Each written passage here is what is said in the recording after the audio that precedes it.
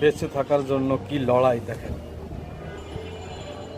8 তলার উপরে এই গাছটা, বটবৃক্ষ দেখেন, সে তার শিকড়টা ঠিক এখানে, কত যুদ্ধ কত লড়াই দেখেন, কোথায় একটা শিকড় সে কোথায় কোথায় রাখছে, ঠিক এই জায়গা থেকে এসে এখান থেকে সে পানি পায়, এই পানির লাইন থেকে সে এই শিকড় দিয়ে সে এখান থেকে পানি নিয়ে দেখছেন একটা গাছ।